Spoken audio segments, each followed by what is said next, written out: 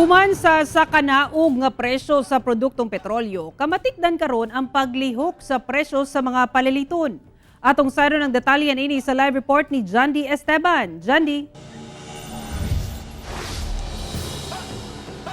Sara, dinhi sa Davao City nagpabilin nga mahal ang mga palaliton, labi na ang karne sa manok, pero gipasabot sa Department of Agriculture Region 11 kung nganong mahal ang presyo sa mga palaliton. Miabot sa 220 pesos ang kilo sa karneng manok dinhi sa Bangkerohan Public Market niadtong milabayng bulan. Hinuon niubos kini karon sa 190 hangtod 200 pesos matag kilo. Sa milabayng bulan ni mahal ang presyo sa manok matag kilo.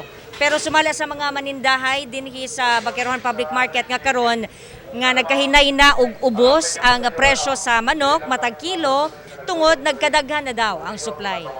Kani adto tong naging bulan. Wala nihit man to kay mingaw pud to ang palit kay ano man kanang bali namo ko dito isakit ang manok ginaharang ang mga piso ba dili ka sulod dire. So gamay ra jud ang manok ang nagsupply sa mua. Ang presyo nagahinay-hinay nagbaba tungod sa kadaghan. So karon kumusta man ang palit? Ang problema ang palit, wala na customer. Kasi matikda ni mo Kuan naman, daghan na mag-stock, daghan na mapilian ng customer ba, daghan ba yami kalaban, dili kay kami lang naninda. Sumala sa Department of Agriculture Region 11, usa sa mga hinungdan sa pagmahal sa presyo sa karne sa manok, mao ang ubos nga supply niini. Nakaapekto usab daw ang pag-ubos sa supply sa mais nga mao'y ginahimong feeds sa pagmahal sa presyo. Gani sobra triple ang gisaka sa inflation rate sa mais niadtong miaging bulan, itandi sa susamang bulan sa nikalabayng tuig. Natay challenges karon as to the bird flu.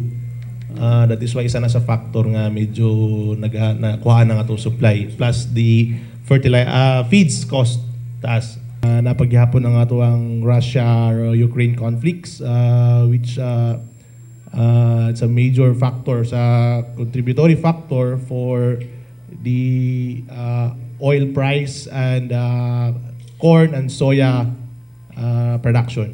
Ang presyo sa itlog nagpabilin. Apan mahal gihapon kini nga anaa sa 190 hangtod 225 pesos ang tray depende sa size. Nara effort to produce more eggs. That's why katong